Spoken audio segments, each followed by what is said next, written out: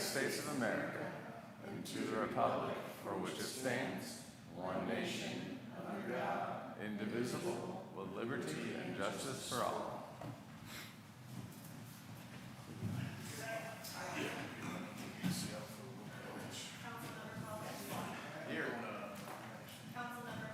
Here. Councilmember Stackfleck. Here. Councilmember Redmond. Here. Mayor Globman. Here. All right. Do we have any special presentations tonight? Or announcements? No. Okay, I didn't think so. Just making sure. All right, we are going to move on to public comment. For those of you that have been attending regularly, slight change. We, in the past couple months, have turned this into a bit of a back and forth, and we are going to move away from that in the interest of that. And so instead, what we'll do is we'll proceed with public comment as normal, 3 minutes to speak on any item not on the agenda. Normal, 3 minutes to speak on any item not on the agenda. We'll do our best to take notes, and then when applicable, we'll try to address any questions and answer them during the council and staff comments, but it won't be so much of a back and forth. On that note, would anybody like to speak during public comment on any item not on the agenda? And for first-time commenters, I will be keeping track of your 3 minutes for you. I'll let you know when you have 30 seconds remaining, and again when your time is up. Will we still have time to comment on the main agenda? Absolutely, yeah, there will be a public comment period, same 3-minute rule on any item on the agenda itself.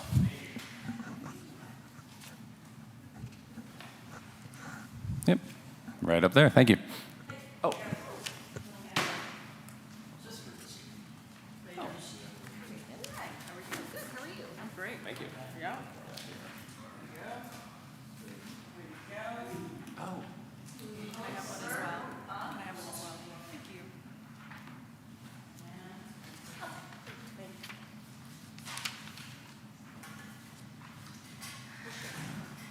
Hi, Raven Stevens from Mount Shasta. Here today to try to get the back on the agenda a review of Chapter 13.95, which is called the Extraction and Exportation of Groundwater from the City of Mount Shasta. The reason I'm asking is because it specifically allows for an exemption to be made for water bottling companies. And not only is that antiquated, but it's just not a great idea. We need public comment, and we need the city to do its due diligence and to allow for the city council to take comments from staff and to make proper decisions about what they want to do. Just a brief piece of history is that it was put in the mid-1990s by people from Dannon, and they did that with the city and the county, and they put that line in that's on your sheet there for the exemption that you'll see, item C, and that's the piece that I think needs to be removed. The problem with exemptions is that it makes the permitting become ministerial instead of discretionary. And a ministerial permit means you guys don't get to talk about it and discuss it. Whereas a discretionary permit allows there to be some information brought in about the times we're living in, whether we're in deep drought or not, those kinds of things. So it doesn't mean that you can't have a water bottling company within the city limits. It just means that you guys get to make the decision, and that's the important thing, so that's why I'm asking today. So thank you. And then I wanted to, the Public Works guy isn't here, but I just wanted to say I've got an electric bike now, and I'm riding, and man, there's a lot of gravel on the sides. 30 seconds. A lot of gravel on the sides of the road. And not only that, but there's blackberry bushes reaching out to grab your shins, and it's not pleasant. And to go around it, then all of a sudden you're in traffic and stuff. So I won't mention the potholes because I know you guys are always working on those. But the gravel, you know, is mostly off the road, but it's really on the sides and the curbs. So thank you. Thank you very much. And another public comment? All right. Namaste, yate, and aloha. Afa. I don't think we missed a city council in like a year or something, year and a half almost, except for the very last one, which was Araya's birthday. So I was not gonna come over here for 3 minutes and then go to pipeline, so that's what we did. And it seems like a lot happened in a month, but the only thing that I can relatably tell you guys about is I went to the mayor of Wairika and spoke to her for about half an hour and let her know about everything that's coming up with the tiny houses on wheels and the ordinance that's getting updated and planning commission and first and second reading. And she's really excited about watching that process come along and then learn more about it as they get there. And so I know weed is in the same position. And so we're still very optimistic about that whole pathway. And we're very grateful. Araya and Anastasia have a lot of really big swinging info to share. So that is it for me. Thank you, thank you, thank you for everything that you guys always do. Aloha. Thank you.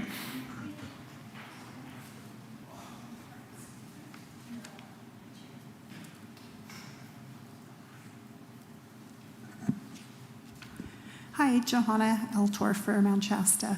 I just have a quick request. I saw everyone getting ready for the 4th of July holiday on Pine Street. They were weed eating, and one of the things they were weed eating was the California poppies.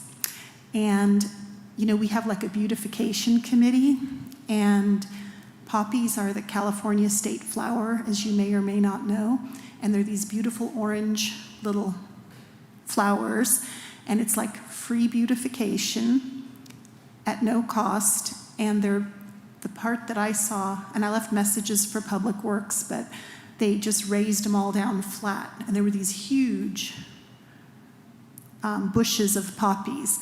And so I would just ask if it's too late for this year, at least for future years, that we consider keeping them, because it's free beauty at no cost.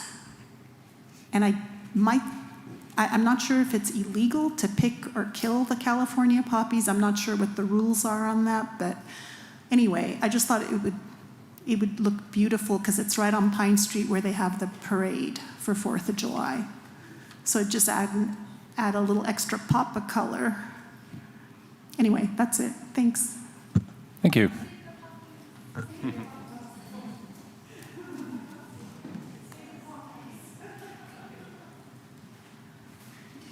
I will go.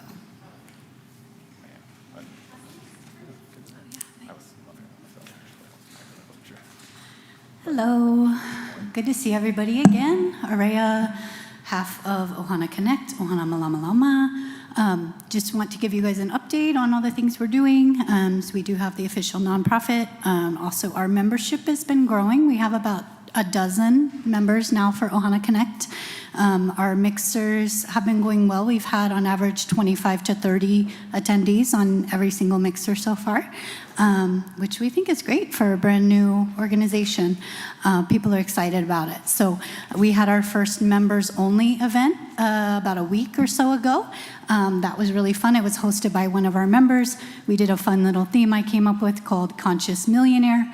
We brainstormed how us realizing our dreams and becoming successful in the things that we're doing has a ripple effect in the community. It's the same thing we always talk about, the ripple effect of how when we're successful, we can help our neighbors, we can help invest in other local businesses, other community members, and that money can circulate within the local economy and help everybody grow and create better opportunities for everyone.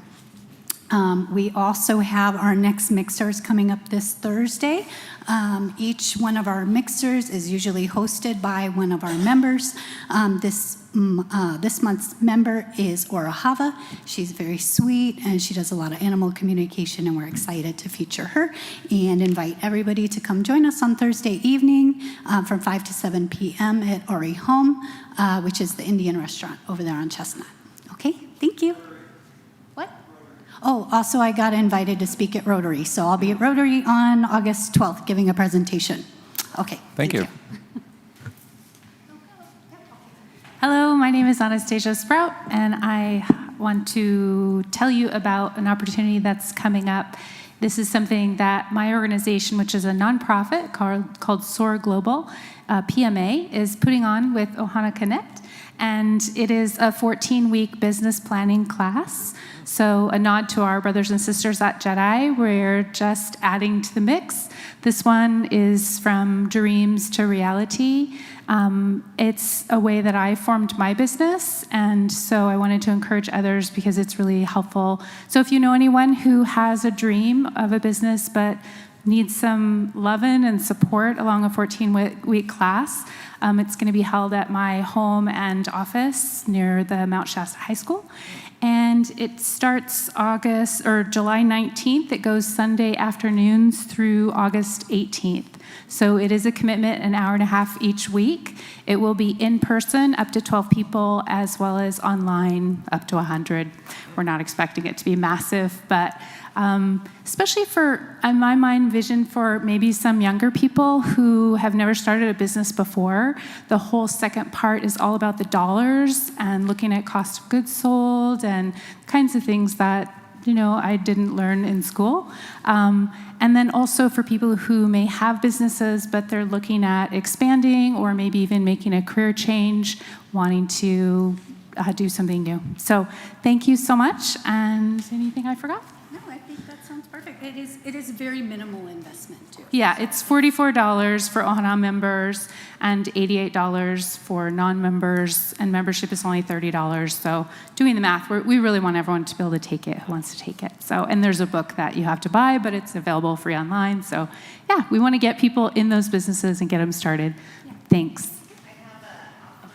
Offering. Oh, it's on. I'm breaking the rules already and making this a back and forth. If you would like, I'd be more than willing to donate my time to one of those sessions to give CPA advice to anyone that would like it. We would be delighted. Great. Received. Thank you. We'll get with you in the calendar. Okay. Thanks so much. Thank you.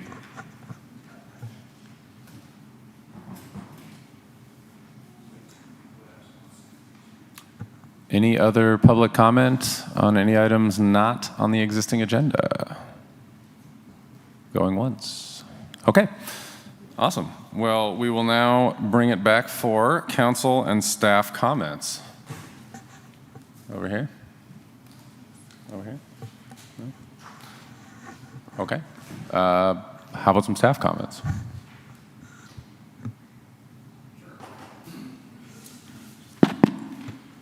Okay. People that have been coming to council for a while are aware of the Loge Summit View Inn saga and the building permit for this hotel. Business license for this hotel is still under the Loge. They changed the name to Summit View Inn. Now the property has changed hands, but the same investors are behind each of these iterations.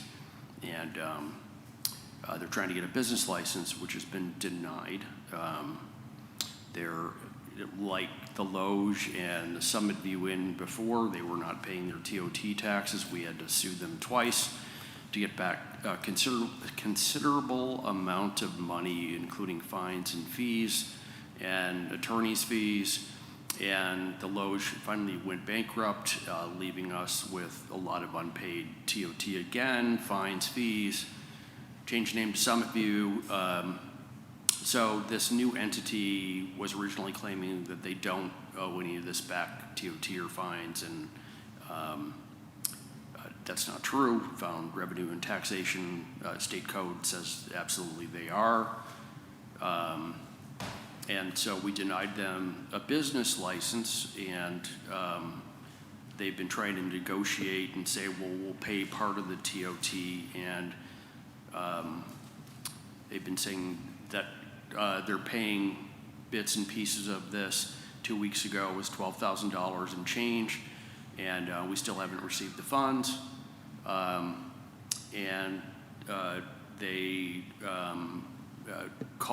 They wrote today to say there was 6,000 and change that they were also remitting. We haven't received it. It shows as pending. So I don't know where that is, but bottom line is, right now they don't have a business license. They're still operating. We issued a cease and desist in the beginning of June. They're still taking online reservations, Priceline, Trivago, all of them, and taking TOT, which is essentially, embezzlement of government funds. So we, it's an ongoing challenge. Just I wanted to make sure everybody knew about it, and we're working on it. Working on an injunction with the county that would allow us to close the place up with a cease and desist. They're supposed to be closed. They have a close sign in there, and but they are taking guests. So that's an ongoing issue. It's beyond me. It's as if there's a belief that this won't catch up to them.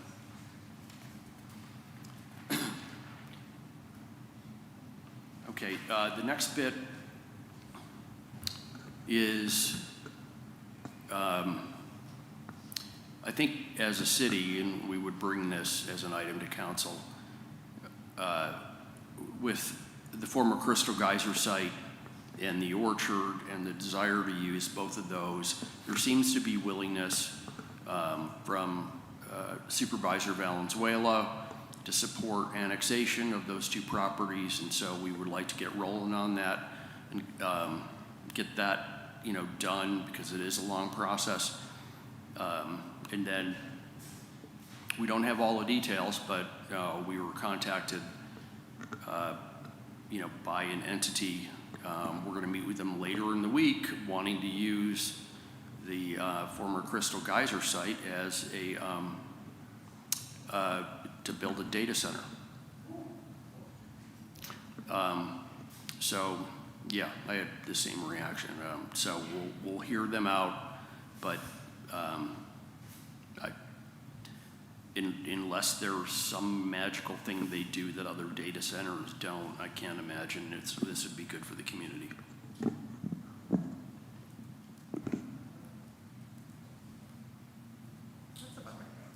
Yeah, unless council has any questions on other issues. Oh, one more thing for councilperson Stacklife. We need to get on the agenda a desktop review for the geotech report for the ice rink. Friends of the rink board to see if they want to do it. Okay. Question for you. Would annexation of the property give the city more or less control over, I have to assume more control over what happens there? More control. There's a couple things. It's better for developers because the lot sizes are smaller. There's better return on investment. It gets us more leverage in control of the water supply, which we need, one of their higher producing wells to round out water pressure in the city, especially as the west dries out. And so it becomes a bargaining chip, and we have some leverage there. It's just, and we have more say on what gets developed over there more directly, and I think ultimately if we have the say over what happens on those two sites, we're going to get a better product. And frankly, I don't know if it stays in the county's hands. I'm not sure that anything would get developed. Sounds good. Thank you. Any other? All good? All right. Any other staff comments, updates? Okay. Moving on to item 6, committee updates. We've got the Downtown Enhancement Advisory Committee, Library Tax Advisory Committee, Beautification Committee, and the Active Transportation Committee. The DIAC met briefly, and they kind of went over the list of ongoing projects, and Power Box Art, wanting to get that off the ground, Mountain Runners, and the 4th of July celebration stuff, and the continued discussions about Biketober, and we're banging off issues as we can, and again, very high functioning group. Good to hear. And I know I've mentioned it before, but you never know who's watching that wasn't before. So we do have currently 2 vacancies on the Beautification Committee and 1 vacancy on the Downtown Enhancement Advisory Committee. So if you are interested in joining either of those illustrious groups, please inquire downtown at City Hall. I'm sure they'd love to have you. All right. And by the way, Jeremy, a side note, whatever you did with the microphones tonight, it's sounding great. Moving on to item 7, the consent agenda. The city manager recommends approval of the following consent agenda items. All resolutions and ordinances on this agenda or added hereto shall be introduced or adopted as applicable by title only, and the full reading thereof is hereby waived. A, approval of minutes, June 8th, 2026, regular city council meeting. Okay, move to approve consent agenda item A. All those in favor? Aye. Any opposed or abstained? Okay. Moving on to item 8, and this is on packet page 16, if you're following along. Public hearing for the Mobile Home Rent Stabilization Ordinance. On February 23rd, 2026, the City Council directed staff to draft a Mobile Home Rent Stabilization Ordinance. We're now going to hear from Kim. Good evening, council members. Okay, so agenda item number 8. This was last before the council on February 23rd. The direction at the time was to develop an ordinance for rent control for the one singular mobile home park that's within the city limits. So in your staff report packet tonight is a first version draft of that ordinance. It was modeled after talking to the community residents and reviewing the other ordinances that other cities and counties within the state of California have done, looking at their best practices, what's worked for them, pouring through all of the invoices and documentation that we've received over the last few months, and then putting together something that makes sense for Mount Shasta due to scale, size of our town. It's not an ordinance that's overly in the weeds, because we don't need to be overly in the weeds, but the idea is that it gets the point across and does enough to protect the residents at the Shasta Horizons Mobile Home Park. Also on your desks is an addendum to agenda item number 8. Staff received an email this afternoon from Mr. Travasas, the park operator of Shasta Horizons. Mr. Travasas presented you in your emails a PowerPoint presentation about why a stabilization ordinance is not necessary. There's also a rental assistance flyer, a copy of a flyer that's been distributed to the residents. There are letters in here from existing residents, but more importantly, there is an attachment E of that packet, there's a statement called Net Change and Recurring Charges from Richard Travas's. The assertion is that the rent increases have not exceeded 6.1%, but that math doesn't math with staff's version of math. So I took a look at the numbers. It looks like when you add together all the line items in an Excel file, it doesn't really look at, duplicates or extenuating factors.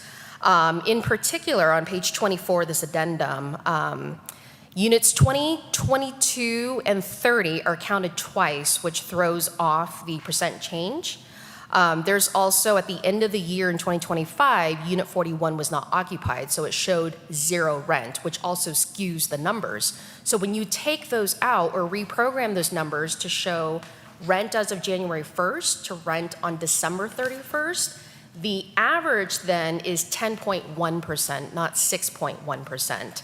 And if you look at page 25, unit 20 was increased 16.5%, unit 22 went up 35.8%, and unit 30 went up 35.3%. So that's the math that staff came up with this afternoon based on those numbers that were provided to us. But all in all, in summary, based on the information that you have in your staff report packets, staff is recommending tonight that the City Council adopt the mobile home rent stabilization ordinance, first reading. And Todd and I are available if you have any questions. Thank you. Thank you, Kim. It looks like we got a question over here. Please.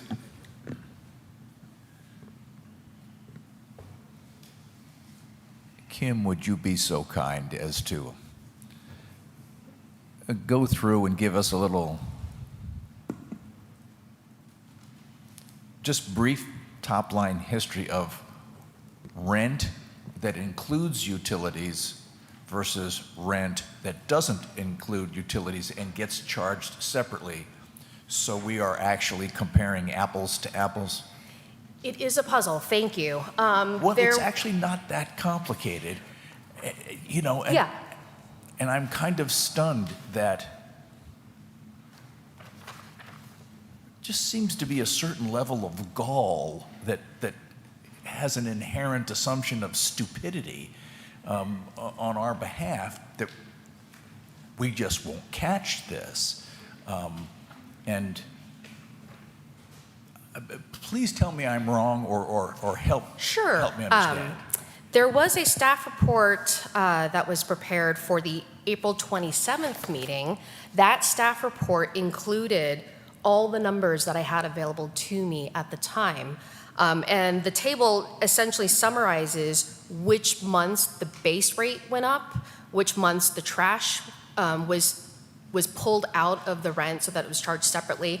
The bottom line is that monthly cost is a summary of both rent and utilities. And between 2022 and today, at present, different points along the way, trash would be taken out and itemized separately. Water would be taken out and itemized separately. But overall, the total cost of monthly out-of-pocket expenses for any particular space renter, those dollars went up inherently well beyond the 6.1% that the park owner is stipulating.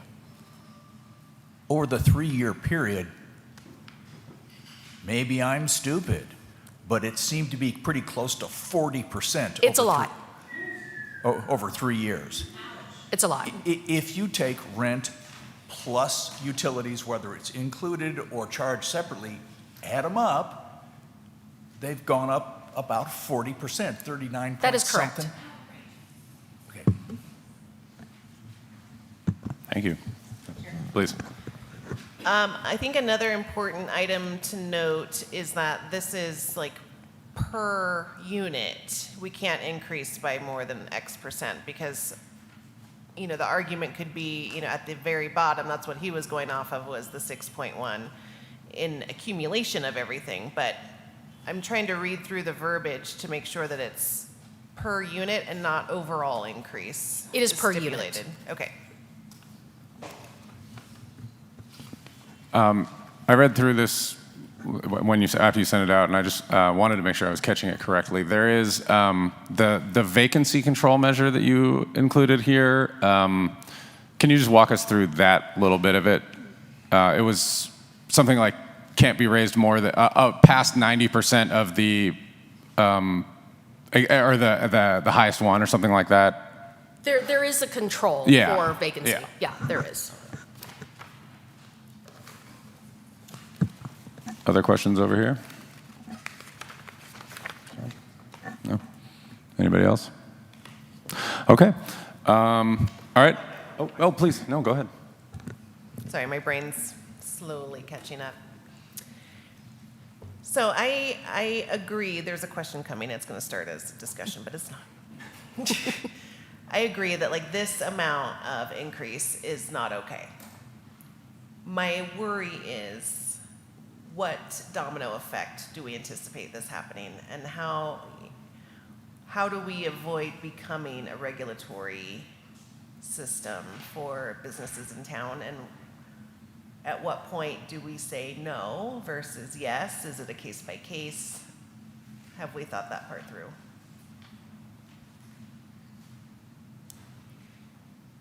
I suppose it's a good question that merits discussion amongst everybody this evening. It's a good starting point and a lead into the discussion that you're about to have. Okay.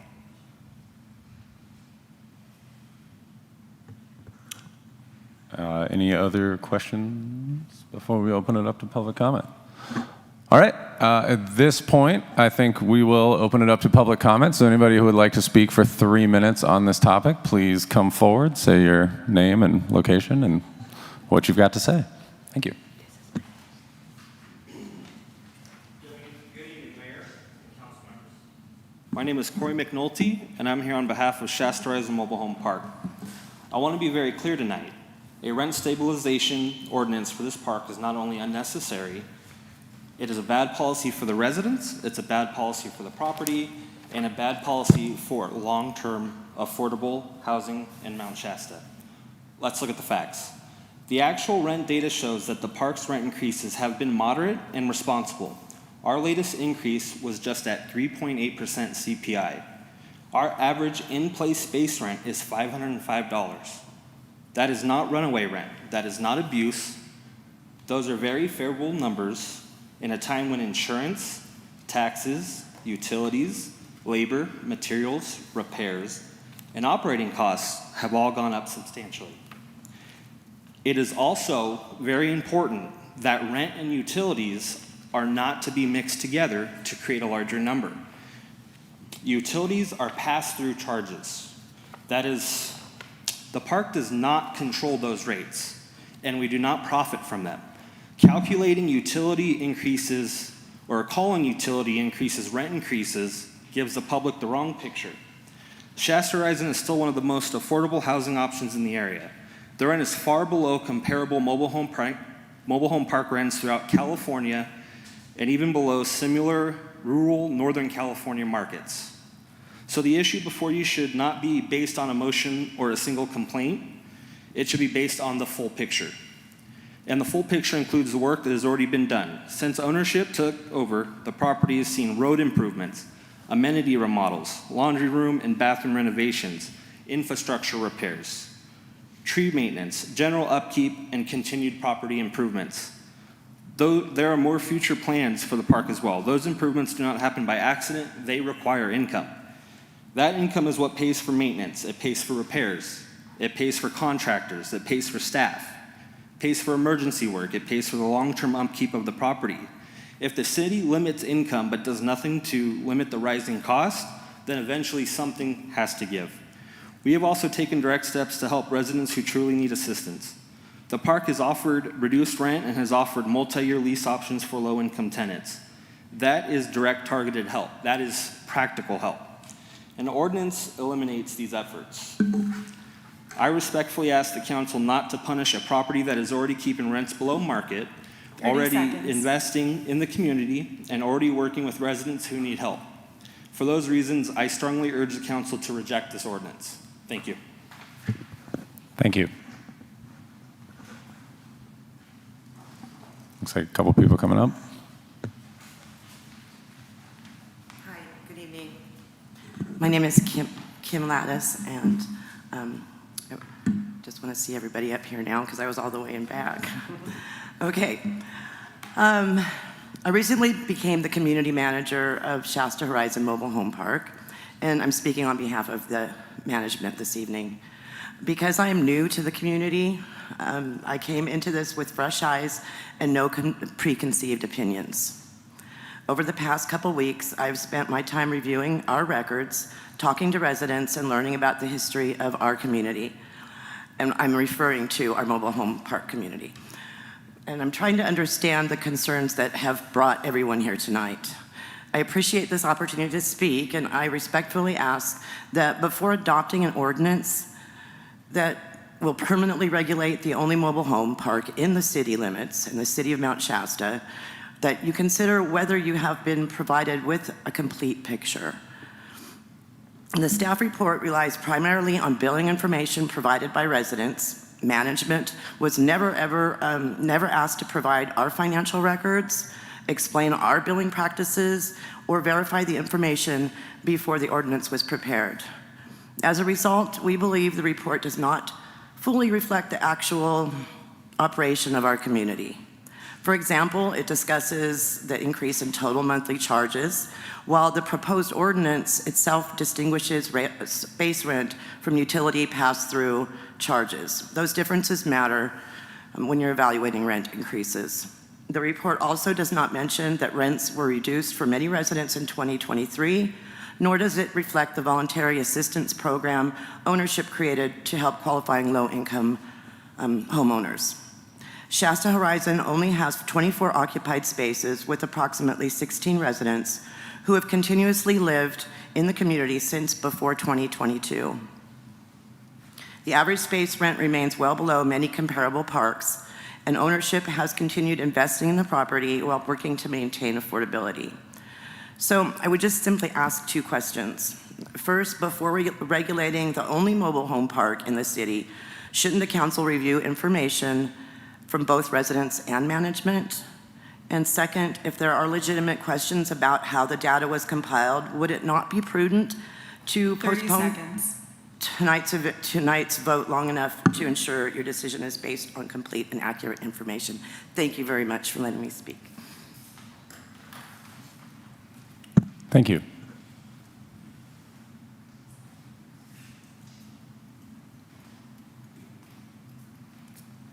Hi, Johanna L. Torfer. I'm not too familiar with this, but I just would like to caution everyone that since this is the only mobile home park and it's a very affordable option for everyone, I'd like to, I guess, echo what they were saying with we should be very careful about making this a permanent decision because it is an affordable option and it is possible it may impact this location that we currently have for affordable housing, which we're all looking for, but it may also impact the future of other mobile home parks who may want to open up shop here, including our tiny homes ordinances that we're looking at. So I just think it's something you need to consider, and I absolutely agree that utilities, those are a pass-through and should not be considered in base rent increases. Keep in mind, like for apartments, I'm not sure exactly, I think mobile homes are locally regulated, not by the state, but for apartments, there's an overall maximum 10% per year, which is a formula based on CPI plus whatever percentage of that with a overall max of 10. So even if CPI is really high, you can't go over 10.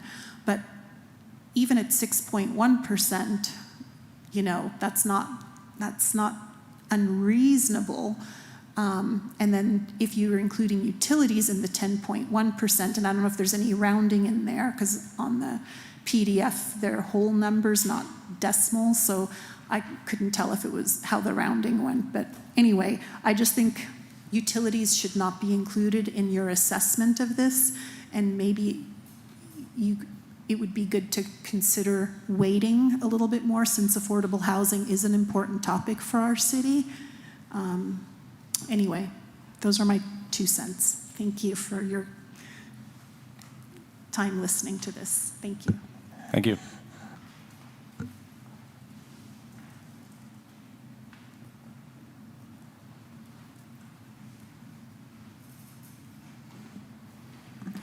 Rosalind, I don't live in a mobile home, but I have seen a jump from $35 a month, and that included trash, to over $120 now. And that is like minimal water. And I don't have a choice of who comes and gets my trash. I can't go to the dump and dump it myself because of our regulations. And so I think somewhat is looking at keeping our prices under control and making it affordable to pay for our water and sewer and trash here. So I think the city has a part to play with these huge jumps in cost. And you have to kind of look at yourself and say that we're not going to raise our rates over a percentage. It's been since, 2015, there's been a huge increase in the cost of living here. So please look at more of the deeper problem that some of us that are on fixed incomes, that raising the rates, you're going to start losing more than what 400 people have left this town, that need to look at that part of it too. Thank you. Thank you.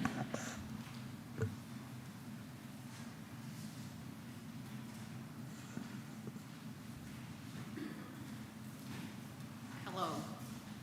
I'm Rebecca Fairless. I live at the Shasta Horizons Trailer Park. I kind of agree with what the management is saying about looking at the expenses for the improvements that they've made. I'd kind of like to see that myself. They keep telling us that the rent's going up because they're putting in all of these improvements, but I don't know what they are. Also, we got a notification in March that the utilities were all being raised again, and we're now paying $41 a month for trash disposal. So that's for the privilege of putting my one 13-gallon bag of trash in the dumpster every month. I'm paying $41. I don't know how that compares with the city of Mount Shasta. I don't live in town. I think the other thing that everybody needs to remember is, yeah, rent on apartments goes up 10%, and living in a mobile home park is more affordable, but we all own our homes and we all pay taxes and insurance on our homes. People who live in apartments don't have to do that. So just as a reminder. Thank you. Thank you.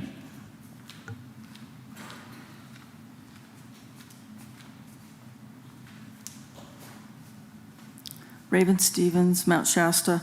I live in Shadow Mountain Mobile Home Park, just south of the one you guys are discussing. And just for comparisons, we have paved roads, a pool, a clubhouse, laundry room. We pay $590 in base rent. We pay the city fee for sewer, which is $73. And our trash is not $41, it's $21.50. So I just wanted to give you guys a comparison. Thanks. Thank you for that.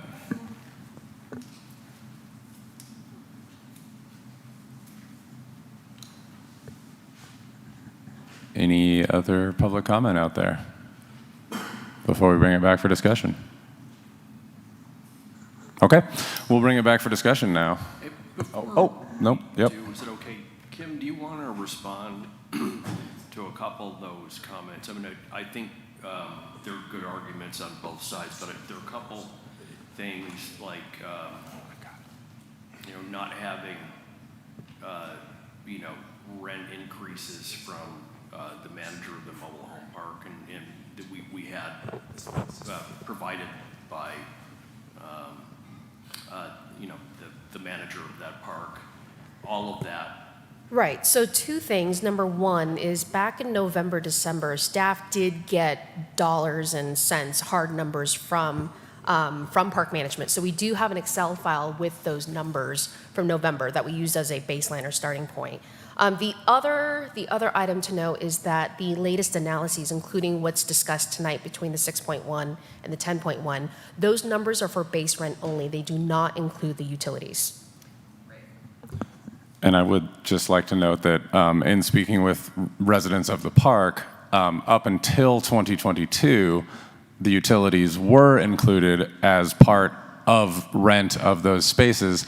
So while I do understand the legal distinction, if that has been a part of your rent for 10 years and then it suddenly gets pulled out and you're paying it on top of the legally allowable increase, at the end of the day, you don't care how it's coming out of your pocket. It is still an increase. So I think there's that does make a difference. And then I think Ms. Fairless made a very good point about the difference between, California rental law. I believe it's AB 1432 that regulates apartments or other rentals, caps it at a 10% increase, but it specifically excludes mobile home parks because of the difference in that people own their own homes, and unlike an apartment renter, which generally is not on the hook for repairing a roof or a refrigerator or a gas line that goes out, you are on the hook for all of that. And so I think this is much more in line with the California Civil Code, Kim, and you may have pulled this, that has to do with mobile home parks that straddle two jurisdictions, which basically is the same as ours with a 3% CPI or with a cap of 5% total. So is that, that's really in line with the ordinance that you wrote for this one. And I think the state makes a distinction where it can, similarly. Correct. The numbers that staff came up with were more indicative of what's currently in Northern California.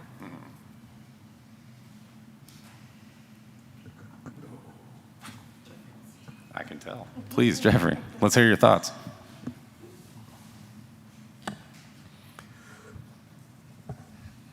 Please excuse me, this is going to take a while.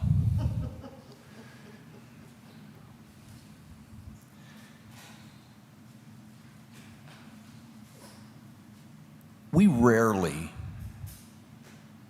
try and operate against the free market.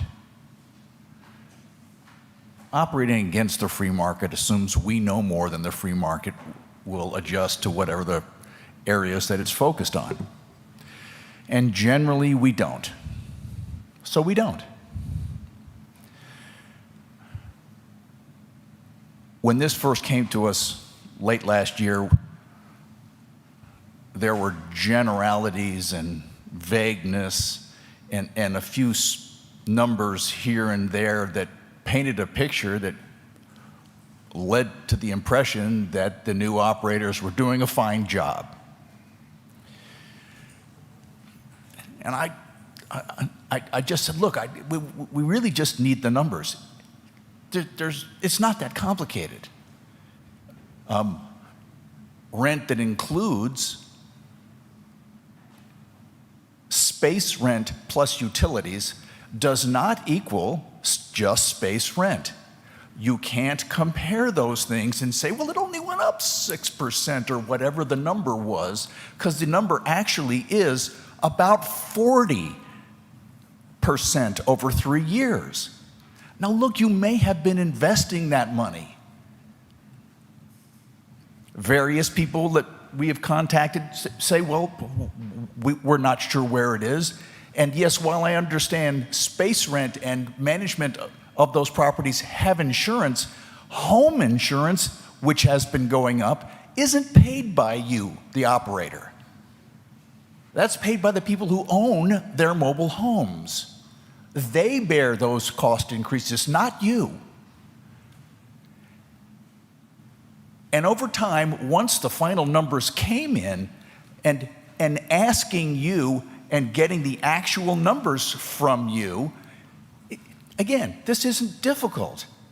It is rent when utilities used to be included in what is broken out now as space rent, or space rent plus water and sewer, all utilities. If you compare those two, apples to apples, you've gone up 40%, not 6 or 8 or 10 or 3 or what, 40 over 3 years. Now, that is not reasonable. That, especially when the picture was painted earlier that nothing like that was happening. And yes, we have gotten your numbers, and no, there's a nice talk around, but the real bottom line is, and I want you to be clear about this, at least from my perspective, I'm not speaking for anybody else here up on the city council, but I need you to be clear that you tried, as clearly as I can see it, you have done a very good job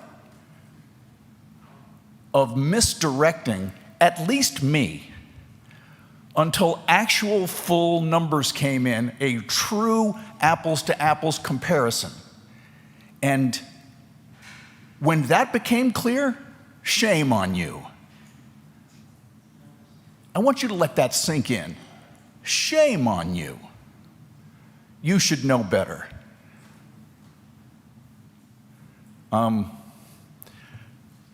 I'm probably somewhat clear about where I stand on this by now, but I should probably stop talking. Thank you. John? John? Either of you? Just for everybody in the audience and anyone else that might be watching this indirectly or whatever, we are regulating the base rent exclusively, not including any of the utilities. Utilities now, as this mobile home parks management has done, has separated those out, and they will go up separately, because they always go up. That is correct, base rent only. Yeah, and I don't understand the $41 thing. Yeah, because Waste Management charges all minimal users, like myself, $24 a month. Okay, so clear. It's just rent control, which is not uncommon in California. Yeah, there's something like 106 jurisdictions, I think, and counting, that have done this. To the chair. Please. Sorry, we can't do.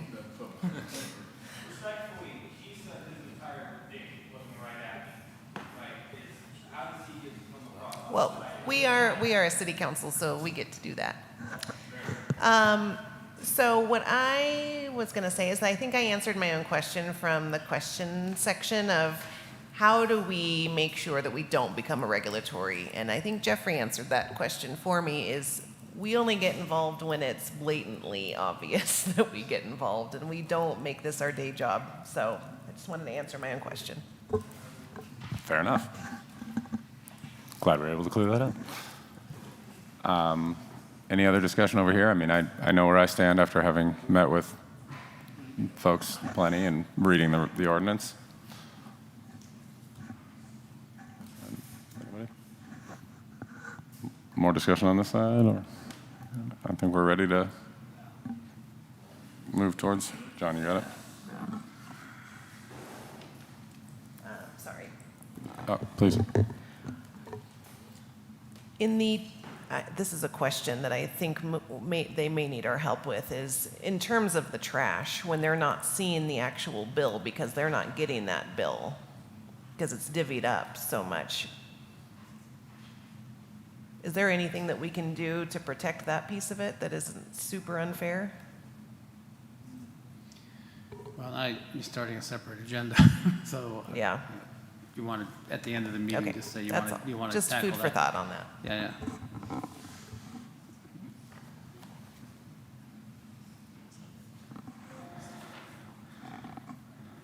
All right, I'm going to move to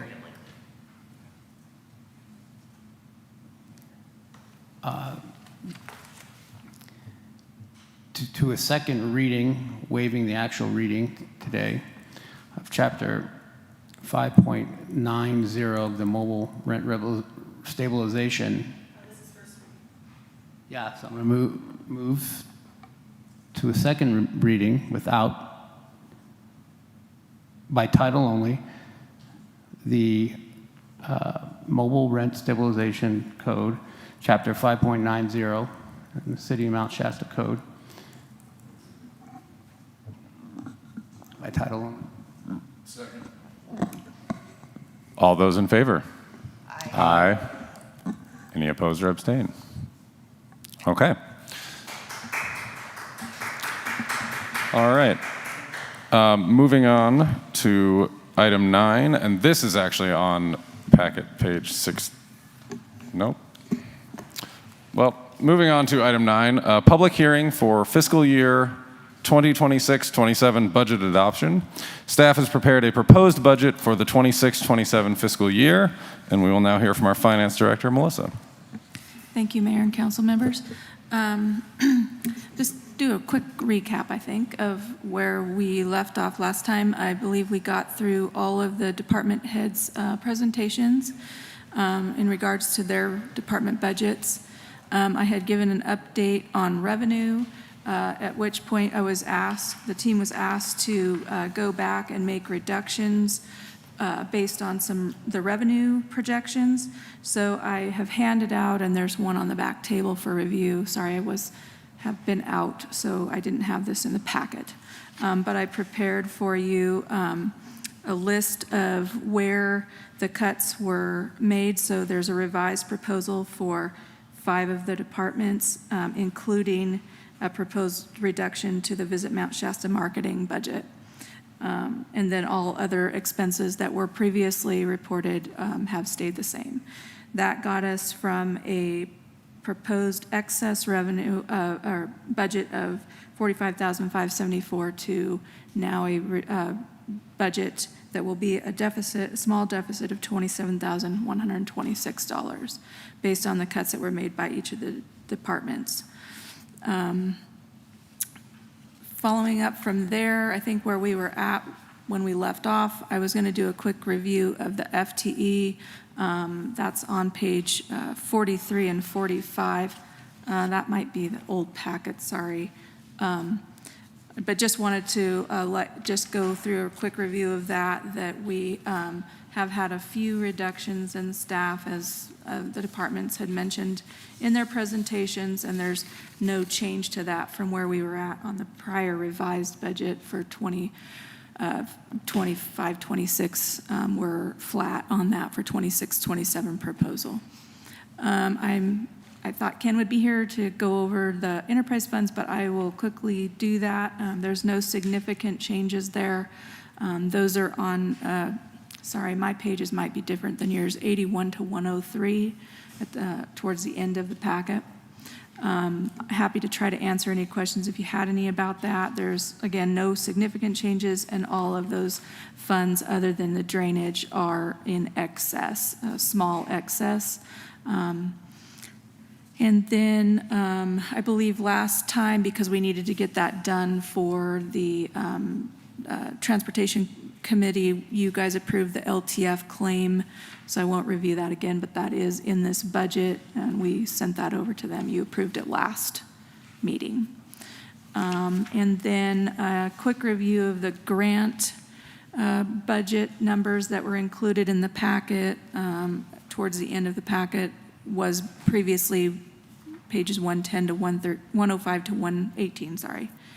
We have the Lake Street grant project that will continue into the 26-27 years. I'm projecting that to be just over $2 million, although I think at the last meeting you may have approved an addition to a contract, so that number may not be included here yet. I'll do a budget adjustment when we adopt the budget. Fund 28, which is gas tax, there's no significant changes there. And then we have continued grant funding for the EPA grant of $225,000. I believe you guys talked about the master plan last time, and I think we're within budget for that. The Prop 68 parks funding, if we don't get that spent soon, it will go away as far as I understand it. So I did budget to spend all of it. There's no specific project at this time. And then the wildfire mitigation grant work continues on that. And for 26-27, we'll spend about $250,000 on that. That was all I had at this point. I didn't know, we didn't have any public comment, I don't believe, last time, so I think we need to open it up for public comment since it's a public hearing. And then I'm, if there's any deliberations, happy to listen to that. Absolutely, thank you. We'll bring it back for any questions from council here. Over here? No? Okay. Well, now I think we will get to the aforementioned public comment. Would anybody like to comment on the budget? Can I add? Oh, yep, wait, hold on. So if we want to get this under the wire, there's a potential that we do a special. What I'm waiting for, because this is a public meeting, is word from John Kenny or Tamara Warren about whether we need the full 10 days notice on the second, on the second part of, on this public hearing, or we can wait until the 13th and, be just shy of 2 weeks late.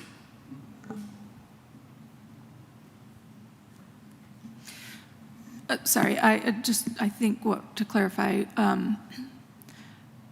because we didn't have public comment last time on the specific budget, we posted another public hearing to be held tonight. As far as I understand, for the budget perspective, we just have to have one public hearing and then we can adopt a budget after you've approved it and deliberated.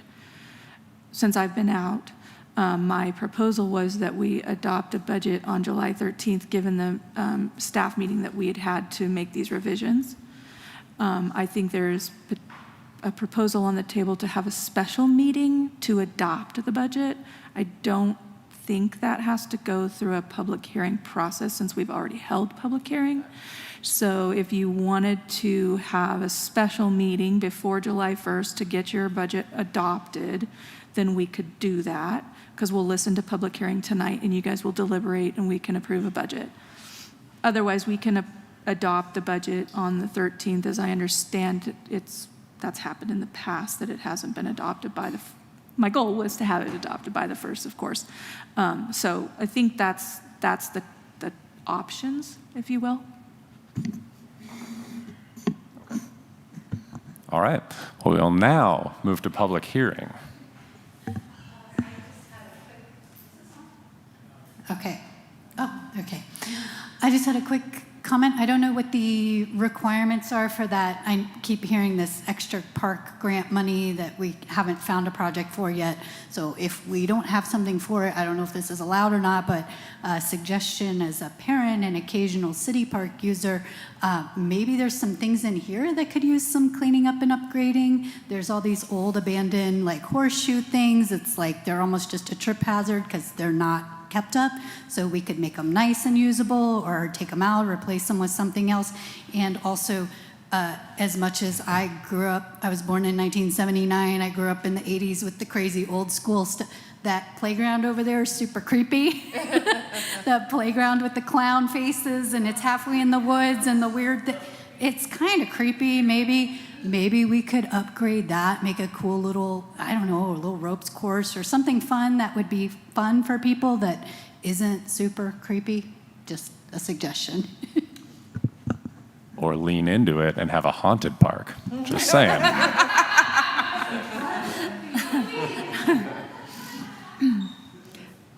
That looks like it. Another one for public hearing. Oh, we got two more. We got a traffic jam at the podium.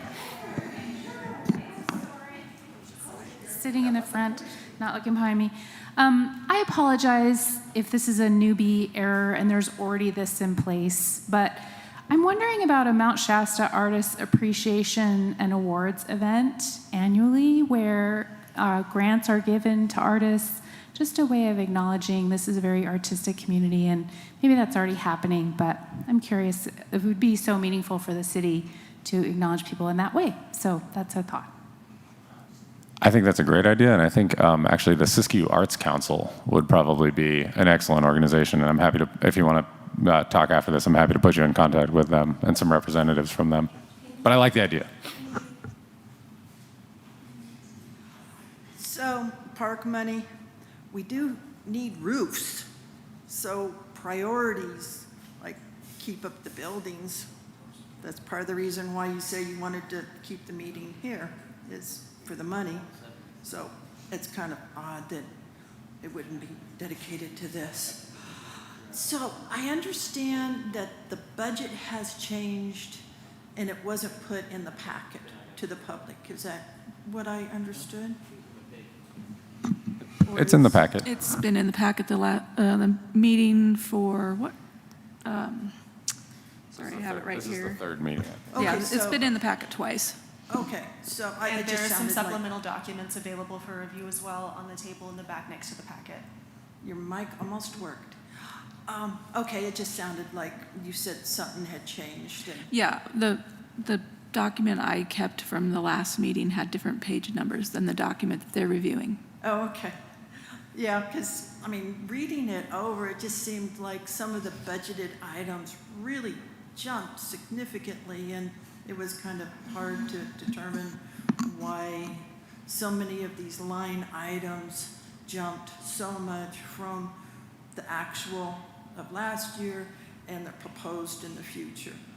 But that's a pretty long conversation about line items, and, well, I look at numbers, but, okay.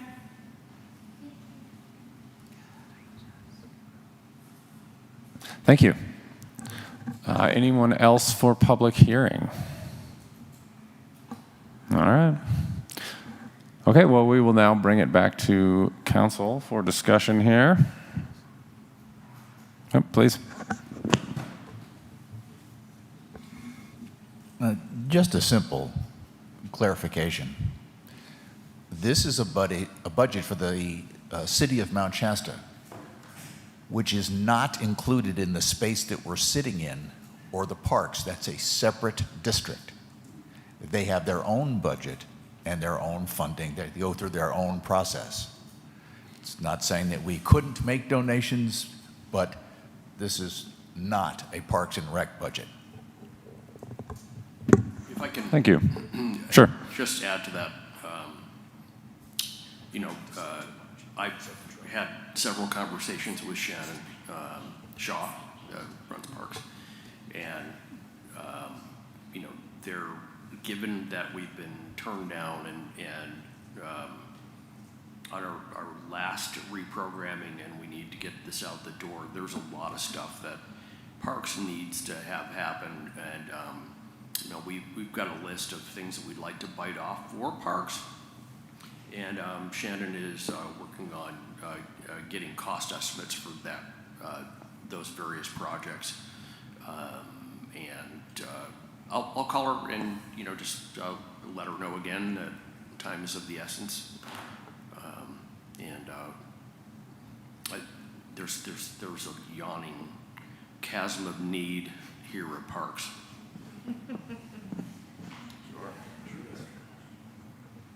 Well, they're not alone. John? No. No? Okay. This isn't, we have to come back in Yeah. July and approve this? Okay. Is that right?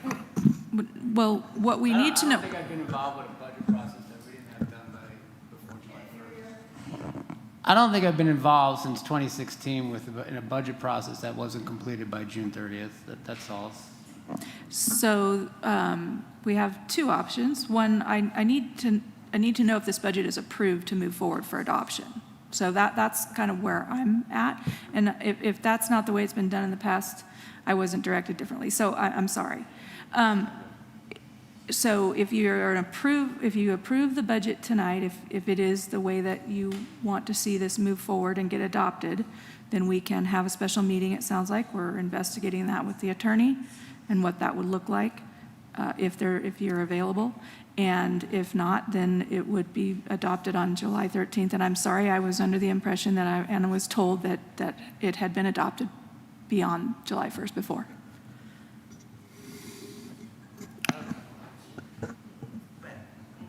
Well, we're at where we're at. I do think we should probably try for a special meeting to adopt it before the end of the fiscal year, if we can.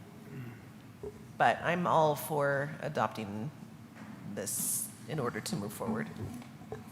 So I move to approve the Mount Shasta City fiscal budget for the years 2026-27 with the following edit. The library fund number on the summary sheet is still backwards. The revenue is 340 and the expenses are expected to be about 290. And this is to include the general fund, enterprise funds, and various other funds. Okay. All those in favor? Aye. Aye. Any opposed or abstain? All right. Awesome. Thank you. Do we want to discuss now whether or not there's or is that a later discussion? The future agenda. Excellent. All right. We will now move on to item 10, public hearing on vacancy report. Government Code 3502.3 requires that the city hold an annual public hearing on vacancies and recruitment and retention processes. And we will hear from Melissa. Thank you, Mayor and Council. This is a fairly new legislation. We did do this report last year. It was more mid-year. And so the process hasn't changed. I did include our hiring process in there, other than we are requiring the oral board to be at least a minimum of 3 staff. It can have more. This one said specifically 3. Oral boards are made up of a variety of different people on the board, depending on the position. So other than that, that process has not changed. And then I did a recap for you as required. I also had sent provided information to the Teamsters Union, as they're allowed to speak on this agenda item if they so choose. They forego that this time. And so I just included here for you the number of positions that turned over from last July, and it's a pretty significant amount for the size of our city. And I'm happy to answer any questions.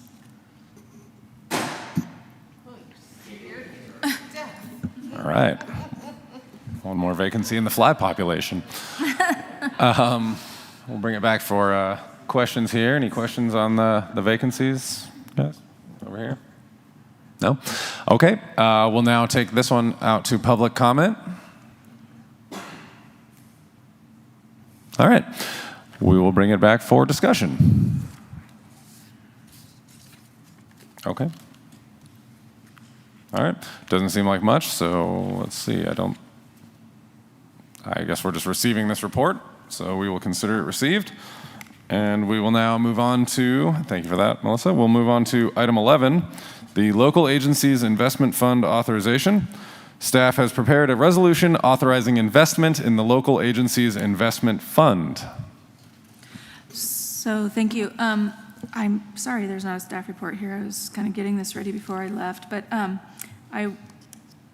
I contacted the LAIF to find out if we were to move funds to them or take funds away. Not that we would, because we don't have much in there right now. We have about $250,000, but we have had significantly more in the past. And so I was investigating how that process worked, and come to find out that they couldn't talk to me because I'm not on the list.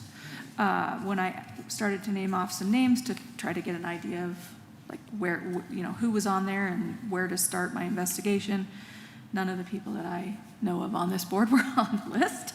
So I've found the last resolution. I've included that in your packet. I've included the form that is required by LAIF in order to update the information. And so we would just, with your approval, included a resolution. We would fill out the form once approved, and it would be Todd, myself, and Lindsay, who is used to be Jody, so that position does administrative oversight. Makes sense to me. Anybody else?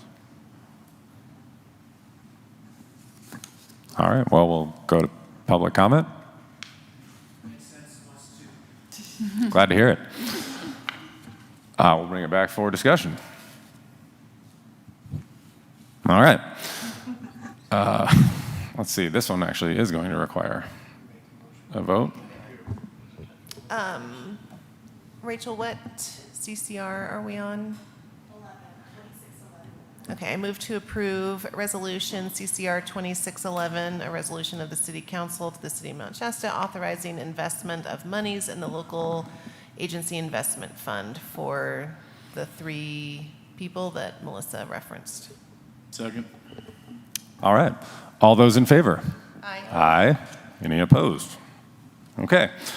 Moving on now to item 12, investment policy and signing authority. Legislation requires that the City Council review its investment policy on an annual basis. Melissa, this one's all you tonight. Yeah, sorry, I have a lot here just because I'm trying to incorporate these in the budget process as we move forward. I made a heavy lift of a change in the budget presentation. Not sure that it went that well, but I will try to include these. My plan is in the future. So you did adopt the investment policy not that long ago. It hadn't been reviewed in many years. We made small changes. I do hope to bring more revisions in the future, but basically it hasn't changed since the last time we did this, which was probably in like August or September of last year. Just trying to sync it up with the budget. And it does have to be adopted annually. Right. Okay. Any questions on this one? Okay. Well, let's go to public comment. Seeing none, we will now bring it back for council discussion.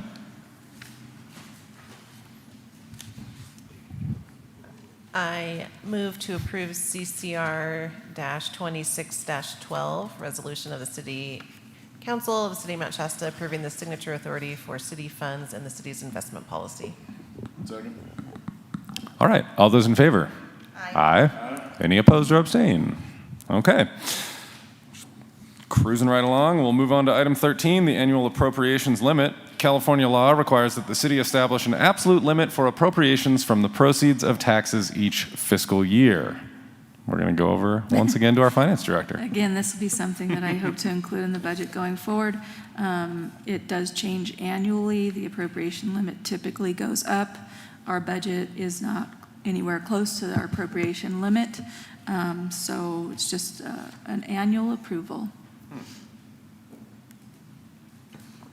All right. Any questions? All right. Well, you all know where this one's going. Right out there to public comment. All right. Seeing none, we'll bring it back for discussion. I move to approve resolution CCR-26-13, a resolution of the City Council of the City of Mount Shasta establishing an appropriations limit for fiscal year 2026 to 2027. Second. Okay. And all those in favor? Aye. Aye. Any opposed or abstain? Okay. Item 14. Do we want to do this one? Or are we good to go without Ken here? Yeah. Okay. All right, it's the approval of contract with Scott River Pump and Irrigation. After receiving no bids for the repair or replacement of a failing pump at the wastewater treatment plant, staff contacted Scott River Pump and Irrigation to request a quote. Yes, so we went out for an RFP. There were no RFP responses. We made some calls to some local firms. The main respondent was Scott River Pump and Irrigation, and the bid we were looking for was one that included a recently refurbished pump motor, and we got what we consider to be a good price, and that is $19,783.87, and it, of course, it's carrying, sludge up to one of our settling ponds. And where is this money coming from? It is Yeah, the wastewater treatment plant enterprise fund, obviously. Makes sense. Any questions over here? Questions? All right, let's go to public comment. Oh, we got one.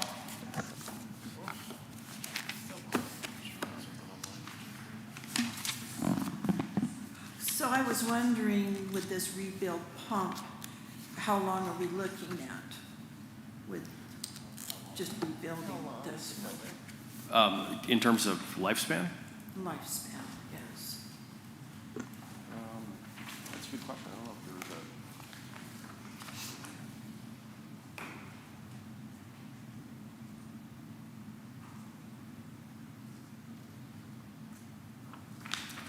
I'm not sure. I can't. Okay, because since 2015, we've been throwing money hand over fist at the sewer plant, and I don't really feel that we've gotten a real oversight on where it's sitting now and what's going on with the sewer plant, what has been utilized or not, when was the last time things were replaced. Start seeing that it's aging out after, not quite 20 years. And our sewer bill is up to, $75 or so? And you're looking at raising it more. And we're not getting feedback about all the money that was supposed to be a Cadillac project, that we were going to have a sewer plant that was going to take care of things, and we've received so many violations from 20 on, and then we had to throw more money at it, and none of that has, COVID and everything, but really been brought up to the community of what's going on with the sewer plant. Are the ponds being used or not being used? Where we are with this, and now we have another failure in the sewer plant, and we have to throw more money at it. So it's a little baffling of who's making recommendations and really what's going on with this sewer plant. Thank you. Any other public comment? We'll bring it back for discussion. I was going to do the motion. Yeah, please.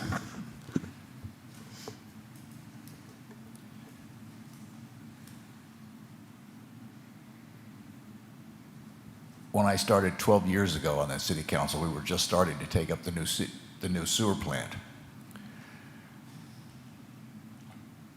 We didn't need a new sewer plant. We had to have a new sewer plant by state law. Just grasp this. State law. The levels. This is not a back and forth here at the moment. Just try and take this in. And the sewer plant, we had to go through this process to meet new state regulations assigned to us being the first city after the water flows through the dam at the headwaters of the Sacramento. Very sensitive area. This pump, so we're clear, is in the leach fields that existed long before we started working on the sewer plant, and is technically related to the sewer plant and the big project, but for all intents and purposes has nothing to do with it. It is just a part of a temporarily used leach field that we use during the summertime primarily, and we use it not all the time, just when we need to.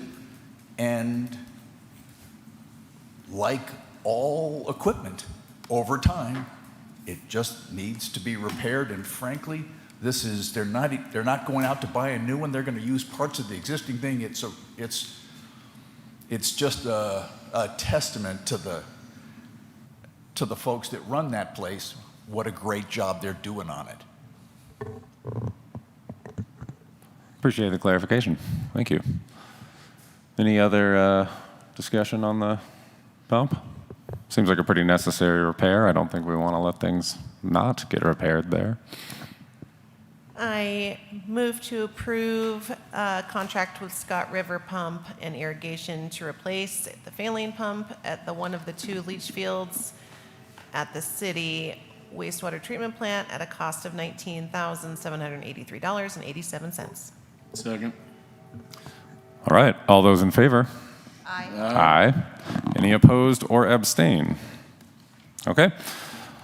Moving on to item 15, SB1 project list. To claim Senate Bill 1 transportation funds, the city must submit a list of projects to be funded in the coming fiscal year. Under SB1, we've got to, we get an allocation. This year, it's $91,000. It's not a lot of money.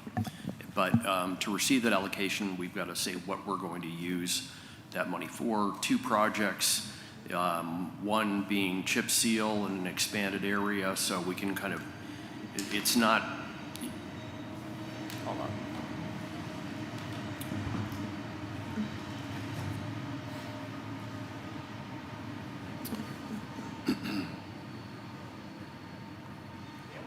Okay, so it's not, it allows us not to reconstruct roads, but to fill potholes and, create smoother surfaces.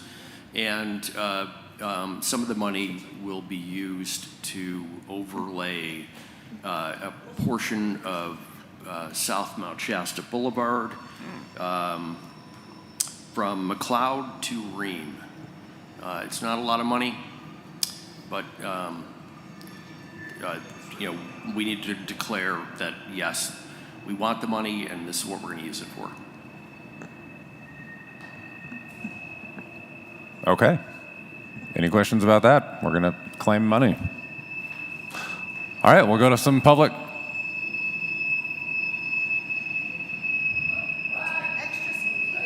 No, 1 second here. No, 1 second. I'll allow it. All right, we're going to go public comment. Sure. As Anastasia Sprout, Mount Shasta, as a bike rider, I really appreciate the pothole repair. Thank you. Excellent. Seconded. Any other? All right, well, we're going to bring it back for discussion. Any discussion about claiming our portion of funds? I move to approve Resolution CCR-26-14, a resolution of the City Council of the City of Mount Shasta adopting a list of projects for fiscal year 26-27 to be funded by SB 1, the Road Repair and Accountability Act of 2017. Second. All those in favor? Aye. Any opposed or abstain? All right. Seeing none, we will now move on to item 16, council reports on attendance at appointed or outside meetings. Anybody? Oh, Collier Group? Okay. Anybody else? All right. Let's move on to number 17, future agenda items. Anybody have, future agenda items, please? Yes. I would just like to see if there's any interest from council in looking over the trash issue for the people at the mobile home park. No, I'll second that. Yep, sounds good. And then 2 other ones. I would like to look into the water bottling exemption that Ms. Stevens brought up. I think it's worth taking a look at there. And then the other one that I've been hearing from folks around town, this might be more of a long term, so I don't know, 60 to 90 days, but might as well get it on there, is some sort of residential vacancy tax. I've been hearing a lot of buzz about that, and I think it's worth exploring. Oh, did I? Oh, never mind. Well, did we not talk about that? Okay, well, just seconding it. All right, a reminder, yes. We will continue to add it to the future agenda items. Not to be a buzzkill, but given the volume of work, there are certain things we're going to need to prioritize. And I hate to put Raven off. I get her point. So I think we need to figure out where that falls on the agenda. And, you know, and frankly, there's another one we should add, and that is a specific proposal on staff time and cost for starting an annexation. So I think that's pretty high priority, especially as we're starting to move with the landing. And Yeah. Yeah, let's get that annexation on there as well. Cool. So we're going to use our city attorney to do that? Or are you going to find somebody else? Our own Kim has worked on a couple annexations.